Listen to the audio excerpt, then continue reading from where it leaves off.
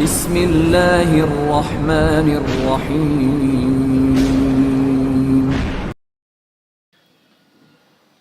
بھید، اسرار سے بھرا ایک حیرت انگیز ناول۔ کامران اور سبیتا کے نیچے لیٹتے ہی راکون ہنزا نے سبیتا سے کچھ کہا اور سبیتا فوراً بولی، ہاں کامران، اب ان سے مقابلہ کرنے کے علاوہ کوئی اور چارہ کار نہیں ہے۔ ٹھیک ہے، میں تیار ہوں، کامران نے کہا۔ دوڑتے ہوئے لوگ برق رفتاری سے ان کی طرف آ رہے تھے۔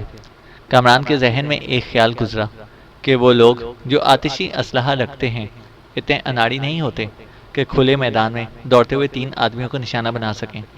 لگتا ہے کہ انہوں نے صرف ان لوگوں کو روکنے کے لیے گولیاں برسائی تھیں۔ اچانک ہی کامران نے راکان ہنزا کو ایک عجیب و غریب حرکت کرتے ہوئے دیکھا۔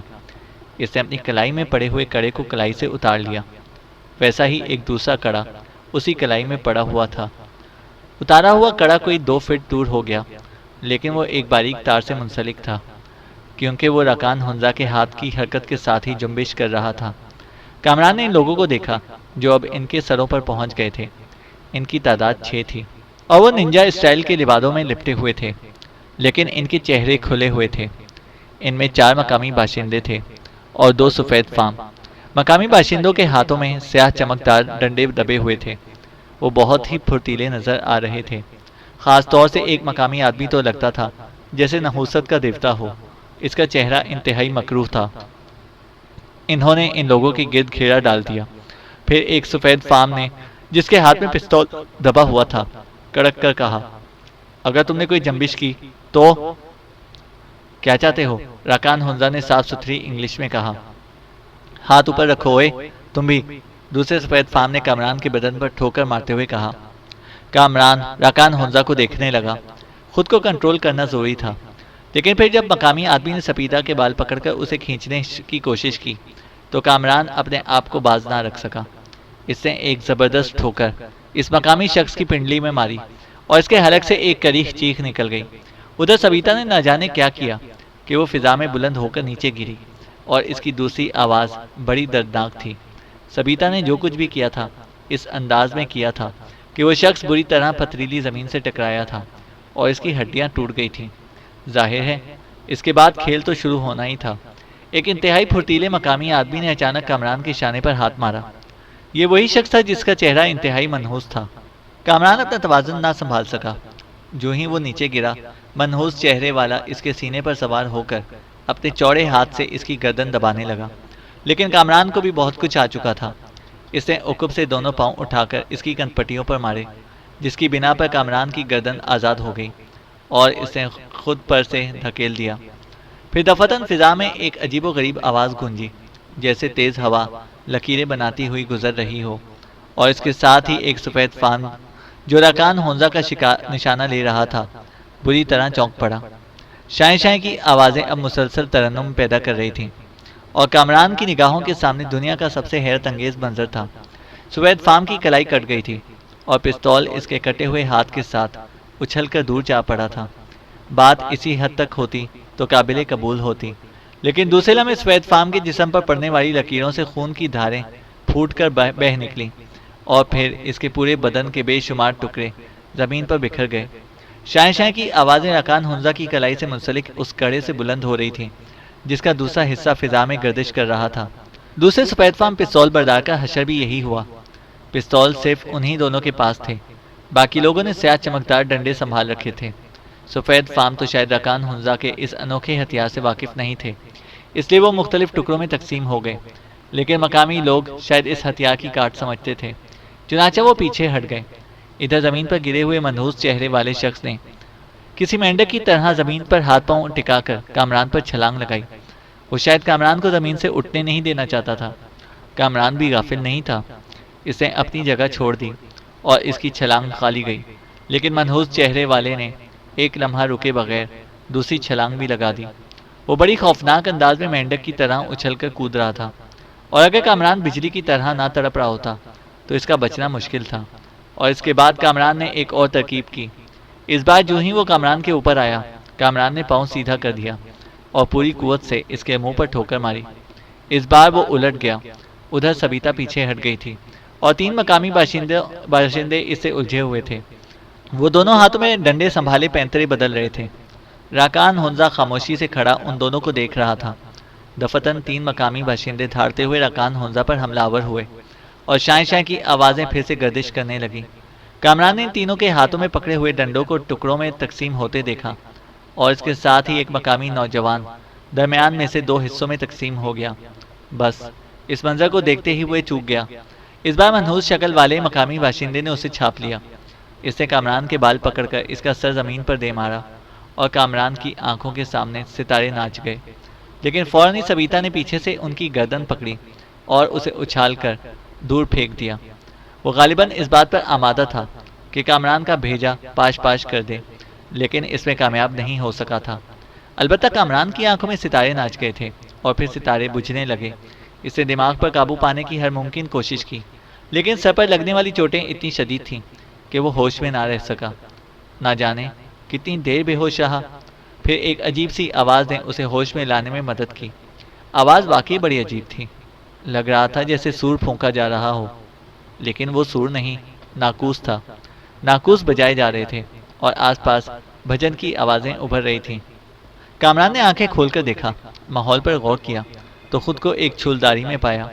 آس پاس کوئی موجود نہیں تھا۔ اٹھنے کی کوشش کی تو پنڈلی کے پاس چبھن کا احساس ہوا۔ بہرحال وہ اٹھ بیٹھا۔ پنڈلی کو ٹٹولا تو یہاں ایک باریک سی سوئی پیوست تھی۔ کامران نے حیرت سے اس سوئی کو دیکھا۔ پنڈلی کے علاوہ پاؤں کی 5 انگلیوں میں ویسے ہی ساخت کی سوئیاں پیوست پائیں۔ ایسی ہی کچھ سوئیاں اس کی کنپٹیوں میں بھی پیوست تھیں۔ نہ جانے دل میں کیوں ایک عجیب سا خوف کا احساس امڑ آیا۔ یہ سب کیا ہے؟ کون سی جگہ ہے؟ پھر گزرے ہوئے واقعات کو ذہن میں دوڑایا تو آہستہ آہستہ سب کچھ یاد آتا چلا گیا۔ وقت کا اندازہ کیا تو احساس ہوا کہ صبح کی روشنی پھوٹ رہی ہے۔ رات کافی گزر چکی تھی، لیکن یہ سب کچھ کیا تھا؟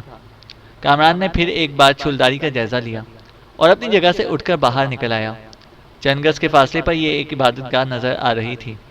بھجن کی آوازیں وہیں سے بلند ہو رہی تھیں اور بے شمار افراد قطار در قطار ادھر سے آ جا رہے تھے۔ آس پاس بہت سی چھولداریاں بکھری ہوئی تھیں۔ کامران پھٹی پھٹی آنکھوں سے چاروں طرف کا جائزہ لینے لگا، لیکن اسے کوئی شناسا چہرہ نظر نہیں آیا تھا۔ کہاں گئے یہ سب؟ اس نے پریشانی کے انداز میں سوچا، اور اس کے بعد وہ ان چھولداریوں کے درمیان انہیں تلاش کرنے لگا، لیکن ناممکن ہی رہا۔ کوئی ایک شکل جو نظر آئی ہو۔ پھر وہ وہاں سے چل پڑا اور یوں ہی ایک بے نام منزل کی طرف قدم اٹھا دیے۔ قرب و جوار میں عمارتیں نظر آ رہی تھیں، جس سے اندازہ ہوتا تھا کہ اچھا خاصا شہر ہے، لیکن راکان ہنزا، سبیتا یا پھر اس کے وہ ساتھی یعنی سلازار شاہری اور نشینہ یا امینہ سلفا کہیں کسی کا پتہ نہ تھا۔ پتہ نہیں رات کو ان کا کیا حشر ہوا۔ جو جو وہ حالات پر غور کرتا تھا، عقل ساتھ چھوڑتی جا رہی تھی۔ وہ لمحے یاد آئے جب راکان ہنزا ایک خطرناک جنگ لڑ رہا تھا۔ وہ انوکھا ہتھیار جو صرف 2 لوہے کے کڑوں پر مشتمل تھا اور اس کی کاٹ خدا کی پناہ جسم کی ہڈیاں صابن کی طرح کٹ جاتی تھیں۔ اس کے ساتھ ہی سبیتا کی پھرتی اور قوت۔ اسے دونوں ہاتھوں سے سر پکڑ لیا، اور پھر یہ سوئیاں۔ اسے یاد آیا کہ گرشک بھی یہ کمال ایک بار دکھا چکا ہے۔ اچانک ہی ایک اور خیال ذہن میں آیا، اس چھولداری میں اسے کسی خاص مقصد کے لیے تو نہیں پہنچایا گیا؟ ممکن ہے وہ لوگ تعاقب کر کے کامران کے ساتھیوں کا پتہ لگانا چاہتے ہوں۔ بہرحال ابھی کوئی فیصلہ کرنا بڑا مشکل تھا، سوائے اس کے کہ یہ جائزہ لیا جائے کہ کون سی جگہ ہے اور کس حیثیت کی حامل۔ سب سے پہلے کامران نے اپنے جسم سے وہ عجیب و غریب سوئیاں نکال کر پھینکی، جس سے اسے تکلیف تو بالکل نہیں ہو رہی تھی، لیکن پھر بھی وہ بہت عجیب و غریب لگ رہی تھی۔ اسے کوئی جسمانی تکلیف بالکل نہیں تھی۔ وہ شہر میں گھومتا رہا، شہر کا نام بھی معلوم ہو گیا تھا اسے، لیکن اس وقت اس کے پورے بدن میں سرد لہریں دوڑ گئیں جب اس نے علی سفیان کو ایک شاندار سے ہوٹل میں داخل ہوتے ہوئے دیکھا۔ علی سفیان ٹیکسی سے اترا تھا۔ وہ ٹیکسی کا بل ادا کر کے ہوٹل میں داخل ہو گیا۔ کامران فوراً اس کے پیچھے دوڑ پڑا، کہیں وہ نگاہوں سے اوجھل نہ ہو جائے۔ ایک لمحے کے لیے تو اس نے سوچا تھا کہ ممکن ہے کہ کرنل گل نواز وغیرہ بھی یہیں موجود ہوں اور ان سے بھی ملاقات کی جا سکے، لیکن وہ علی سفیان کے سامنے نہیں آیا تھا۔ ہوٹل کی 5ویں منزل پر علی سفیان ایک کمرے میں داخل ہو گیا۔ کامران نہایت احتیاط سے اس منزل کی نگرانی کرنے لگا۔ بہرحال جائزہ لینا ضروری تھا، اور اس کا اندازہ درست نکلا۔ اس نے شعورہ کو دیکھا جو اسی 5ویں منزل کے ایک کمرے میں تھی۔ غزل سنائی اور شعرا بہرحال معتدل لوگ تھے اور بڑی اچھی حیثیت کے حامل تھے۔ اس کے بعد بہت دیر گزر گئی لیکن کامران کو اور کوئی نظر نہیں آیا تھا۔ آخر کار اس نے غزل سنائی کے ہی کمرے کا رخ کیا۔ دستک دی تو شعرا نے دروازہ کھولا۔ ایک لمحے کے لیے وہ بھونچکی رہ گئی، جیسے اسے اپنی آنکھوں پر یقین نہ آ رہا ہو۔ پیچھے سے غزل سنائی کی آواز سنائی دی، شعرا کون ہے؟ شعرا نے فوراً ہی کامران کو دیکھتے ہوئے کہا، آؤ کامران اندر آ جاؤ۔ کامران، اندر سے غزل سنائی کی متحیر آواز سنائی دی۔ کامران اندر داخل ہوا لیکن اس نے دروازہ فوراً ہی اندر سے بند کر دیا تاکہ کوئی اور اندر نہ آ جائے۔ غزل سنائی حیرت بھری نظروں سے کامران کو دیکھ رہا تھا۔ پھر اس نے کہا، تم زندہ ہو؟ کیا آپ کو میری موت کی اطلاع ملی تھی؟ کامران نے پوچھا۔ نہیں، کوئی اطلاع ہمیں نہیں ملی، لیکن یہاں سبھی نے تمہیں مردہ تصور کر لیا تھا۔ بیٹھو پلیز، کدھر تھے تم اس دوران؟ غزل سنائی نے پوچھا۔ لمبی کہانی ہے، مجھے آپ یہ بتائیے کہ کرنل گل نواز کون سے کمرے میں ہیں؟ کامران نے کہا۔ اوہ، تو تمہیں کچھ نہیں معلوم؟ کیا مطلب؟ کامران نے کہا۔ کرنل صاحب سخت بیمار ہو گئے تھے، ہم لوگ کافی آگے نکل چکے تھے لیکن کچھ ایسے حالات پیش آئے کہ ہمیں واپسی کا سفر طے کرنا پڑا اور ہم یہاں پہنچ گئے، غزل سنائی نے کہا۔ کرنل بیمار ہو گئے تھے؟ کامران نے پوچھا۔ ہاں۔ تو پھر؟ واپس چلے گئے، غزل سنائی نے کہا۔ واپس چلے گئے؟ کامران نے پوچھا۔ ہاں، غزل بولا۔ مگر؟ کامران نے کہنا چاہا۔ نہیں، ان کی کیفیت کافی خراب ہو گئی تھی۔ اصل میں انہیں ایک زہریلی مکھی نے کاٹ لیا تھا جس کے اثرات نہایت مضر ہوتے ہیں۔ رانا چندر سنگھ انہیں لے کر واپس چلے گئے تھے، غزل سنائی نے کہا۔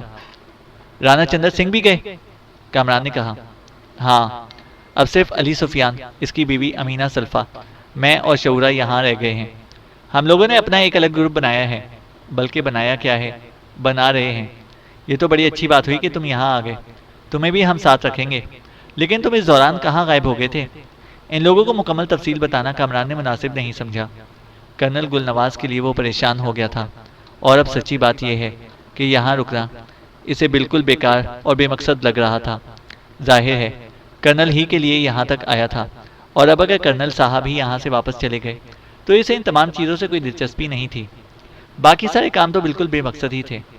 غزل سنائی نے اس سے بہت سی معلومات حاصل کرنے کی کوشش کی لیکن اس نے کچھ بھی نہ بتایا۔ غزل سنائی نے کہا، تمہارے پاس کوئی کمرہ تو ہوگا نہیں؟ میں تمہارے لیے کمرہ بک کرائے دیتا ہوں۔ نہیں، میں ایک اور ہوٹل میں مقیم ہوں، بعد میں آپ سے مل لوں گا۔ امینہ سلفا بھی یہاں موجود ہے؟ کامران نے پوچھا۔ کیوں؟ خاص طور سے تم نے اسی کے بارے میں کیوں سوال کیا؟ غزل سنائی نے کہا۔ نہیں، کوئی خاص بات نہیں، علی سفیان کو تو میں نے دیکھا تھا، ایسے ہی معلوم کرنا چاہتا تھا۔ وہ یہی ہے؟ کامران نے کہا۔ ہاں بالکل، غزل سنائی نے بڑے اعتماد کے ساتھ کہا۔ نہیں، میرا مطلب تھا، میرے علم میں یہ بات آنی تھی کہ وہ کافی دن سے یہاں غائب رہی ہے۔ کامران بولا۔ امینہ سلفا؟ غزل سنائی نے پوچھا۔ جی نہیں بھائی، جسے بھی تمہارے علم میں یہ اضافہ کیا ہے دھوکہ دیا ہے، غلط کہا ہے، وہ یہی موجود تھی۔ کامران کا ذہن چکرا کر رہ گیا۔ زمانہ قدیم کی پراسرار روح واقعی اپنے اندر اسرار کے خزانے رکھتی تھی۔ کامران اس کے سامنے نہیں آنا چاہتا تھا، خاصے عرصے سے وہ اس کے قریب نہیں پہنچی تھی۔ سلازار، نشینہ وغیرہ بھی فی الحال غائب ہی تھے۔ کامران ابھی کوئی فیصلہ کرنا ہی چاہ رہا تھا کہ اسے کیا کرنا چاہیے۔ بہرحال تھوڑی دیر تک ان کے ساتھ رہنے کے بعد وہ خاموشی سے باہر نکل آیا۔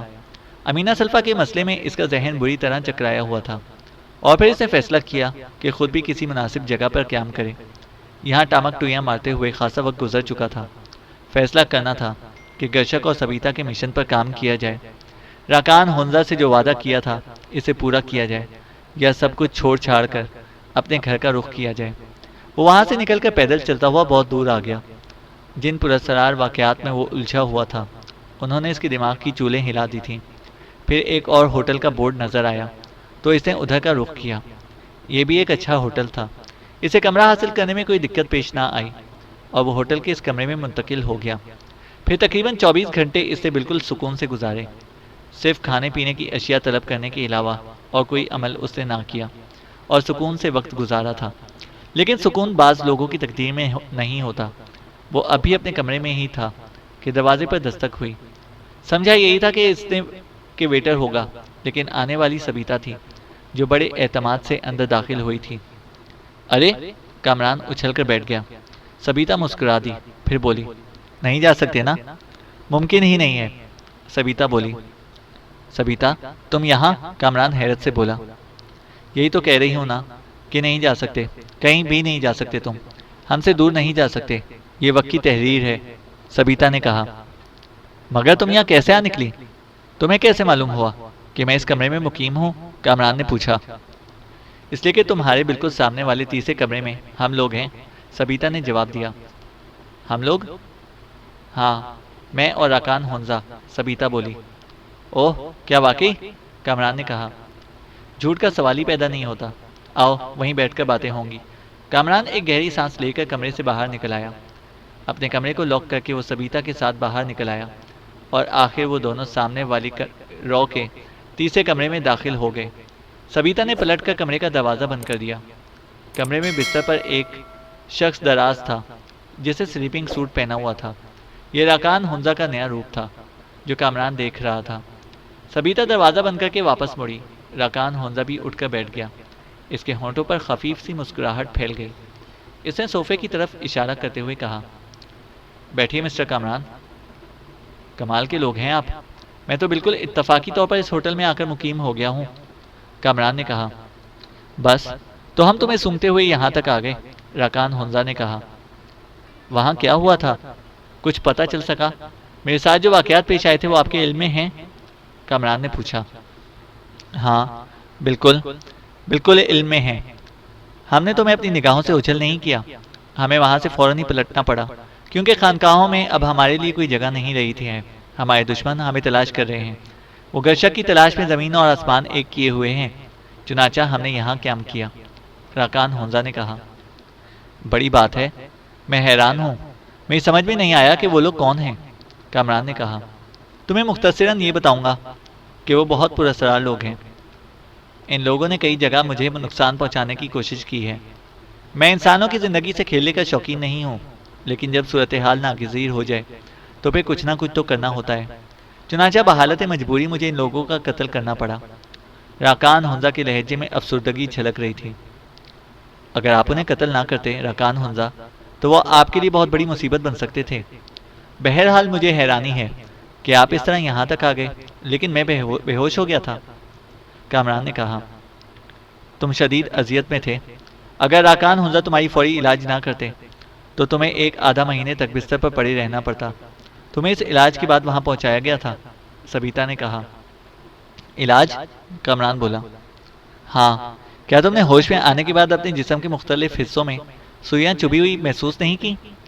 یہ خاص طریقہ علاج ہے اور اس کے ذریعے تمہیں اس شدید تکلیف سے آزاد کر دیا گیا جو بعد میں تمہیں نڈھال کر دیتی۔ اصل میں ہمارے پاس اپنا کوئی ٹھکانہ نہیں تھا، اسی حالت میں ہم نے تمہیں وہاں پر سے اٹھایا اور خانقاہ کے اس خیمے میں لے گئے۔ ہمیں یقین تھا کہ تم وہاں سے اپنی منزل پر واپس لوٹ آؤ گے، کیونکہ خانقاہ کا انتخاب غلط نہیں کیا گیا تھا، وہ شہر سے زیادہ دور نہیں تھی۔ کامران واقعی حیران رہ گیا، گویا ان سوئیوں کے ذریعے اس کا علاج کیا گیا تھا۔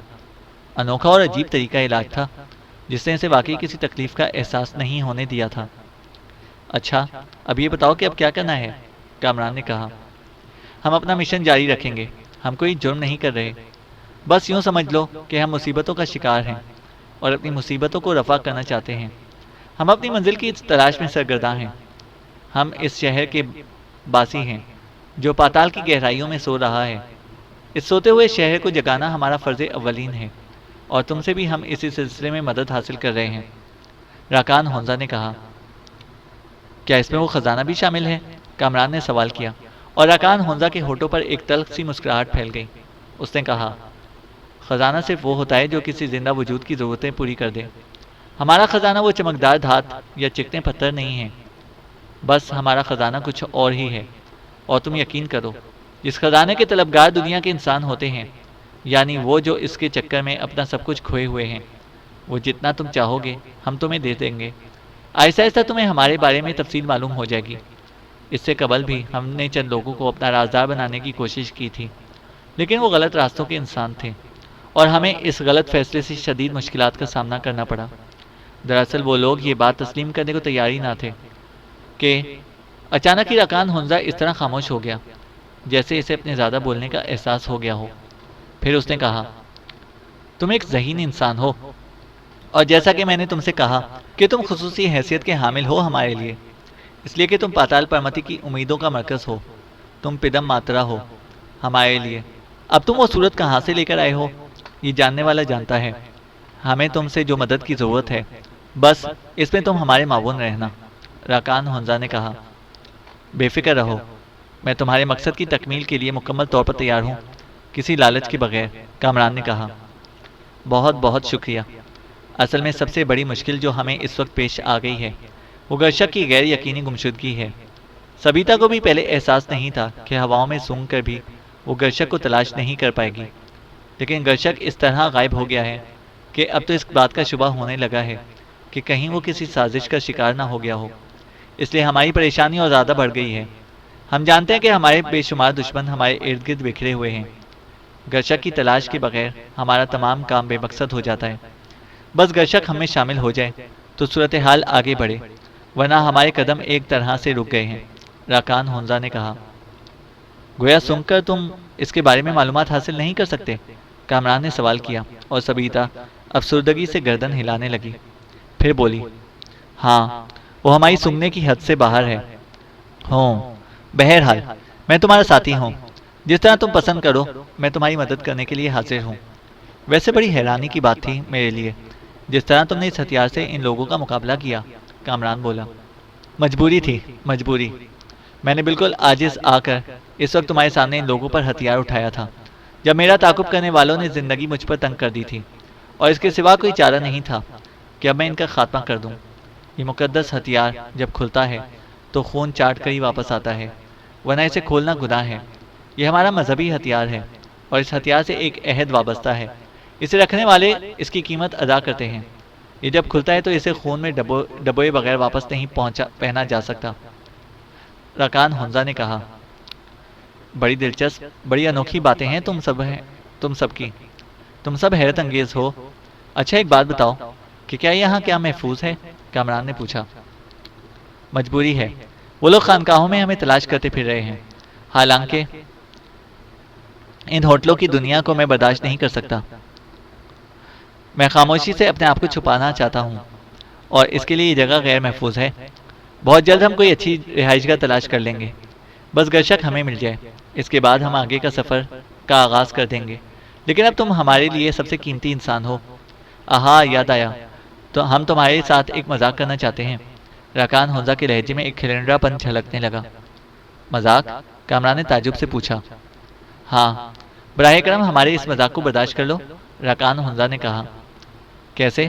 کامران پھیکی سی ہنسی کے ساتھ بولا۔ آؤ اس جگہ بیٹھ جاؤ، سبیتا نے کہا۔ کامران نے اس کے ساتھ تعاون کرنے کا فیصلہ کیا تھا۔ یہ لوگ جس طرح پراسرار شخصیتوں کے مالک تھے، اس لحاظ سے ان کا کوئی بھی عمل باعث حیرت نہیں تھا۔ چنانچہ کامران نے اس کی ہدایت پر عمل کیا اور جوتے اتار کر کمرے کے فرش پر بیٹھ گیا۔ ان دونوں نے بھی جوتے اتار دیے تھے۔ کامران دلچسپی سے ان کی حرکتیں دیکھتا رہا۔ پھر دونوں نے ہاتھ پاؤں زمین پر ٹکائے اور چوپایوں کی طرح چلتے ہوئے کامران کے قریب پہنچ گئے۔ سبیتا نے کامران کے پہلوں کے تلووں پر ناک رکھی اور گہری گہری سانسیں کھینچنے لگی۔ وہ ہٹی تو راکان ہنزا نے بھی وہی حرکت دہرائی۔ وہ پیروں کے تلووں کو سونگھتے ہوئے پنڈلیاں پھر کامران کے سر تک پہنچ گئے، لیکن دونوں انتہائی سنجیدہ تھے اور نہایت انہماک سے یہ کام کر رہے تھے۔ یہ عمل دیر تک جاری رہا، پھر دونوں سیدھے کھڑے ہو گئے۔ کامران اس پراسرار حرکت کے بارے میں کچھ بھی نہیں سمجھ سکا تھا۔ اس کے بعد انہوں نے شکریہ ادا کیا اور خود بھی جوتیاں پہن کر بیٹھ گئے۔ خود کامران نے بھی اپنے جوتے پہن لیے تھے۔ یہ کچھ انوکھا مذاق نہیں تھا مسٹر راکان ہنزا، کامران نے کہا۔ ہاں تھا تو انوکھا، لیکن اسے مذاق نہ کہو۔ ہم نے تمہیں بتایا تھا کہ ہماری قوت شامہ بہت تیز ہے۔ ہم فضاؤں میں سونگ کر اپنے جانے پہچانے لوگوں کا پتہ چلا لیتے ہیں۔ ہم نے تمہارے بدن کی خوشبو اپنے ذہن میں اتار لی ہے، اور تم ہماری سونگنے کی حد میں ہو، تو ہم تمہارا بآسانی پتہ چلا سکتے ہیں۔ وجہ یہ ہے کہ اب تم ہماری ایک ضرورت بن چکے ہو۔ کامران نے ایک گہری سانس لی، پھر اس نے کہا، اچھا اب یہ بتاؤ کہ یہاں کب تک قیام ہوگا؟ تھوڑا وقت بس، ذرا یہ اندازہ لگا لیا جائے کہ ہمارے دشمن ہم سے کتنے فاصلے پر ہیں، راکان ہنزا نے کہا۔ ٹھیک ہے، میرے باہر نکلنے پر تو کوئی اعتراض نہیں ہے تمہیں؟ کامران نے کہا۔ احتیاط، بس احتیاط رکھنا۔ چنانچہ کامران وہاں سے نکل آیا۔ اس کے کمرے سے باہر نکلنے کے بعد سبیتا نے پھر دروازہ بند کر لیا۔ کامران اپنے کمرے میں نہیں گیا، بس دل چاہا کہ آوارہ گردی کرے۔ اب اسے کسی خطرے کا احساس تھا، نہ ہی کوئی ایسی طلب جو اس کے دل میں خاص طور سے ہو۔ اب اس نے اپنے آپ کو ان واقعات میں ضم کر لیا تھا۔ کرنل گلنواز کے جانے کے بعد ہونا تو یہی چاہیے تھا کہ وہ خود بھی یہاں سے چلا جاتا، کیونکہ اب یہ بات بھی پورے اعتماد کے ساتھ کہی جا سکتی تھی کہ خزانہ اس کی طلب نہیں تھا۔ وہ سارے لوگ اس کے دیوانے ہو رہے تھے، اسے بالکل پرواہ نہیں تھی۔ یہ تمام احساسات اس کے لیے عجیب سی کیفیت کے حامل تھے اور وہ انہی میں الجھا ہوا تھا۔ دیکھنا یہ تھا کہ اب اونٹ کس کروٹ بیٹھتا ہے۔ کرنل گلنواز کے جانے کے بعد دل تو یہی چاہتا تھا کہ وہ خود بھی واپس چلا جائے اور وہاں اپنی دنیا میں مست ہو جائے، لیکن یہ ایک عجیب و غریب کہانی شروع ہو گئی تھی اور وہ پراسرار باتیں جو ابھی تک اس کی سمجھ میں نہیں آ سکی تھیں اسے متاثر کر رہی تھیں، یعنی ایسی ستی ساوتری جو پاتال کی گہرائیوں میں اس کا انتظار کر رہی ہے، جبکہ راکان ہنزا نے اس بات کی وضاحت کر دی ہے کہ وہ کردار وہ خود نہیں ہے بلکہ کسی ایک اہم کردار کا ہم شکل ہے۔ اس کا ہم شکل اثر کردار کہاں ہے یہ بھی علم نہیں تھا۔ جب بھی وہ اس بارے میں سوچتا ذہن میں عجیب سے تصور کا شکار ہو جاتا اور آخر کار یہی فیصلہ کرنے پر مجبور ہوتا کہ اب جو کچھ بھی ہوگا دیکھا جائے گا۔